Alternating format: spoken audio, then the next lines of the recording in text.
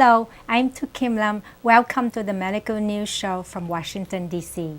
In the last edition of Medical News, we talk about the causes, symptoms, and all the risk factors that lead to heart attack. This disease is the leading cause of death in America and in the country in other world. Especially in the Vietnamese community, the mortality rate is on the rise in a very high level. Here with us today is Dr. Tran, who is currently practicing internal medicine in Falls Church, Virginia. He will share with us all the new and the updates, ways of diagnosis of the disease. Welcome to our Medical News Show, Dr. Tran. Yes, hello everybody, and hello Mrs. Lam. So last edition that we did start talking about heart attack. Before we continue our conversation, please review some of the issue that the cause and symptom that cause the heart attack.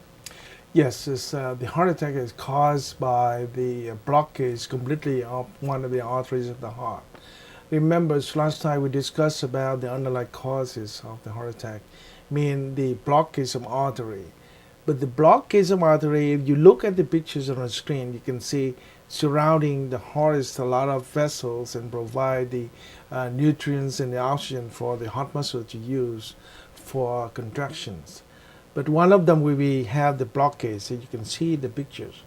But the blockage doesn't mean heart attack. The blockage with different degree. If you look at the second picture, you can see if we cut the artery of the heart, you can see the levels of the obstructions is from small, minor, 25% or 75%. That will trigger some kind of chest pain related to that, but it doesn't cause heart attack until one small part of the cholesterol plaque ruptures and trigger the motions or the platelet try to fix that area, like we cut and get the bleeding. The body automatically stop the bleeding by forming a clot.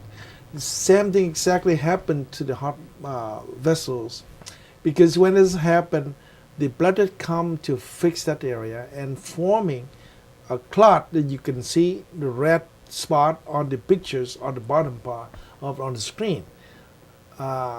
When that happens, then the person develop heart attack.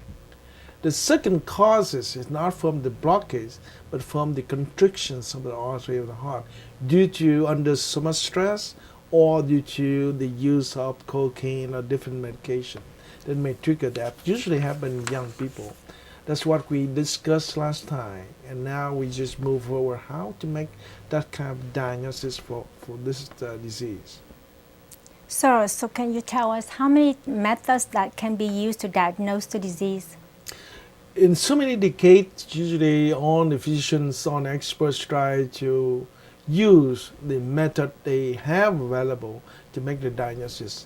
If you look at the screen, we have so many, and with the advancement of technology, and we have first of the beginning, it's still very, very useful.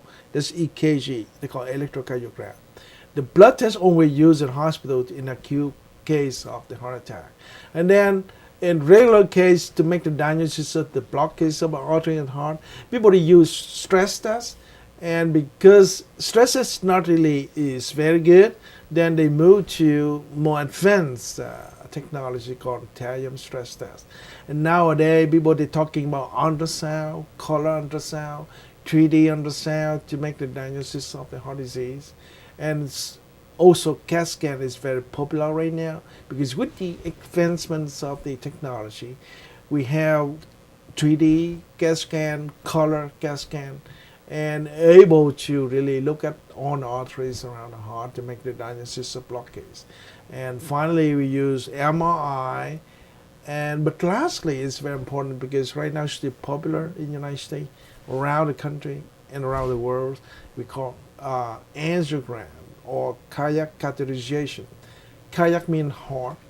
Catheter means they use small catheter to insert to get into the heart vessel and get pictures of the real live vessels. So that's the last thing we talk about, because that's very commonly used right now to make diagnosis of heart attack. So based on what you just mentioned above, you list all the methods that's been used. The first one is EKG. Can you tell our audience what is EKG and how it is used? But EKG just means it's recording the electrical signals from the heart. And every time the heart contracts, they send a signal outside. The good thing is about EKG that beside the signal from the heart, we know the normal contraction of the heart. We know the rate of the heart as well, how slow, how fast, and also, especially very important, in acute chest pain. The EKG will identify exactly whether the patient may have acute heart attack or not. This is very important. If you look at the screen, you can see we can see the signal like this means relate to the beating of the heart. Every beat sends a signal like this. But depend on how many beats a minute, we count the rate of the heartbeat. So you can have the slow rate, we can have the fast heart rate, and we have normal heart rate. It's about 60 to 80 beats a minute. Now, if you look at the regular EKG, it's very nice and very beautiful because you signal like this and go on the way. But then you look at the heart attack. What happened is it's not normal anymore, and you can see some kind of elevations of the curve. And then if you look at the red arrow, you can see that's the pictures, the typical pictures of a heart attack. And people just simple use EKG in the office, in the hospital. They can identify on the ambulance whether the patient has a heart attack or not to start treatment right away. So important, so simple, very cheap, but still very useful nowadays to making the diagnosis of heart attack. So very often when a patient visits the doctor's office, the blood is drawn. So can the blood work show the problem of the heart disease? Yes, because it's very, very popular. Everywhere in the hospital, they usually dealing with the chest pain. They draw blood. Why draw blood? Because the blood tests really try to looking for the enzyme released from the muscles of the heart. When they have the blockage, a number of cells will die. And when they die, they release the enzyme from the cells. And with the blood test, we can identify these enzymes. They're very popular in the past called CPKMB, related to heart muscle. But nowadays, with the advancement of the technology, we're able to identify the troponin level. But currently, right now in the hospital, they're still using CPK, the same time with troponin. They draw blood every 6 or 8 hours. If the numbers of the enzyme increasing, means the patient has the heart attack because the more cells die. So that's the way we combine EKG, get a blood test to make the diagnosis of the heart attack. So you just said that the EKG and the blood work will show. What if both of these tests did not show the result? So what else can we do? If both the test was negative, means it's unlikely.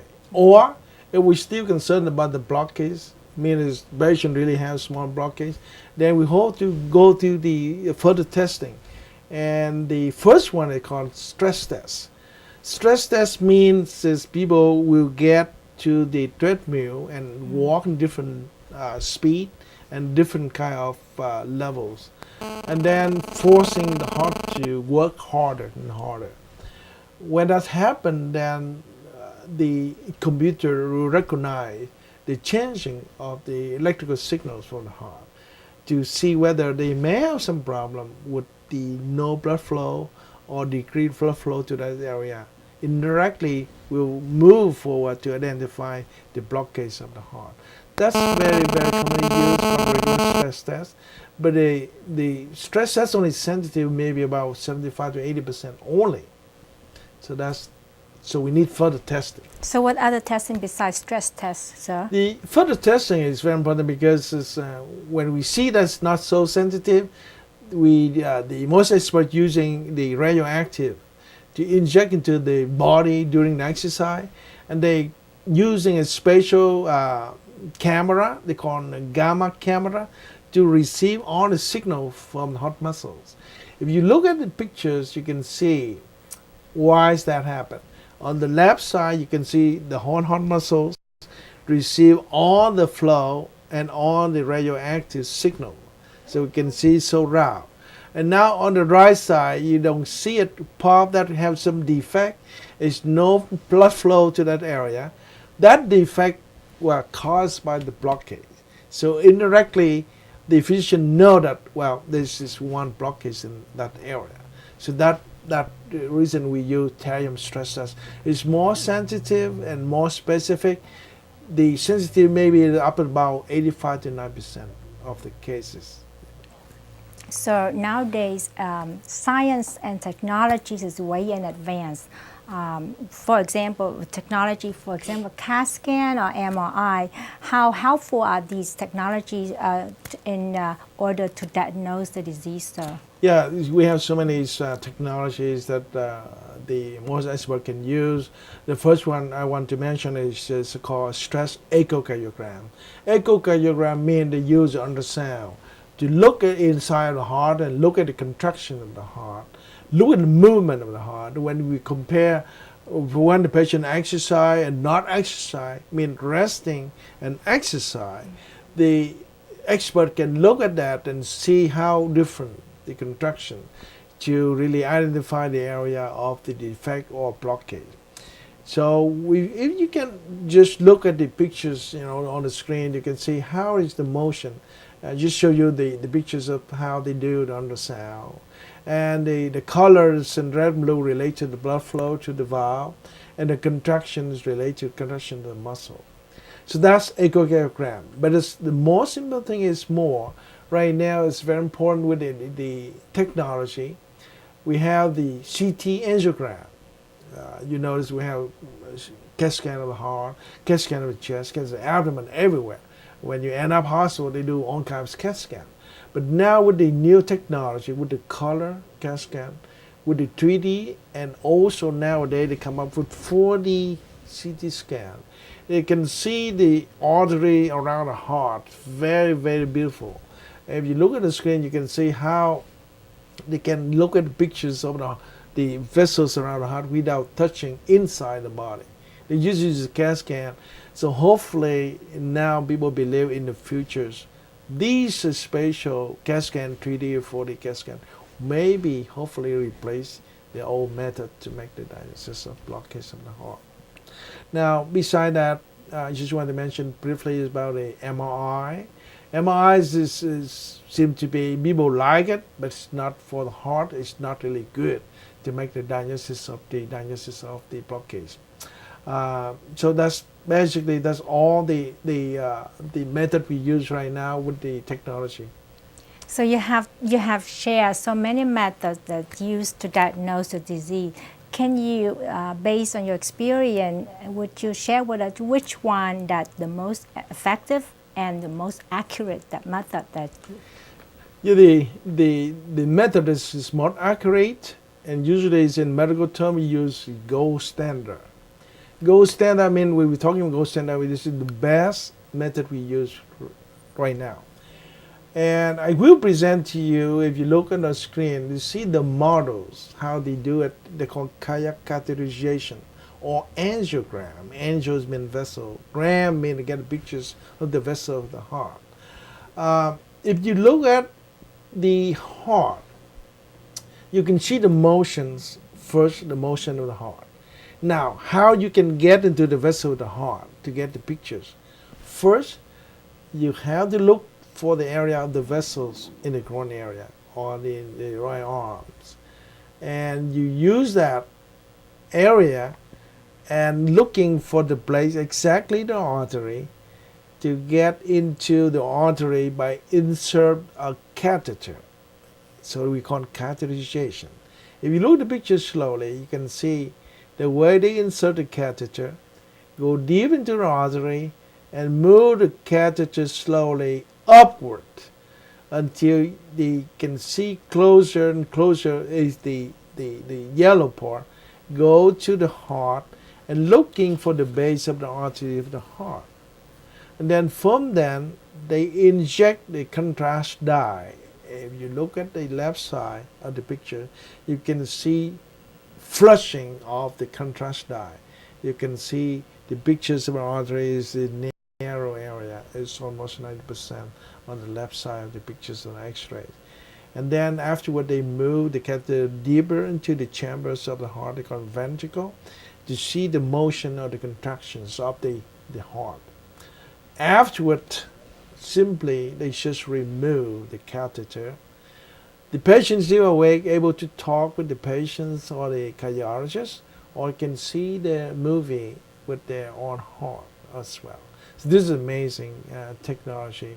We not only to make the diagnosis, but able to use that to treat if the patient has so many blockages by using open up this artery. So this the gold standard or the most popular right now, not in the United States, but all over the world right now. Dr. Tran, we ran out of time. Thank you for being here with us today, sir. Yes, thank you for watching the medical news today, and thanks again, Mrs. Lam, for having me. You're welcome, sir.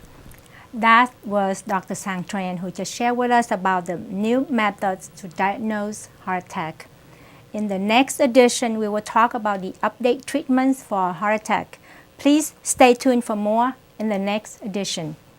We hope that the information provided by Dr. Tran has shed more light on this deadly disease. This is all the time we have for this edition of Medical News. Thanks for watching. I am Tu Kim Lam. We'll see you next time on the Medical News. Until then, have a great one.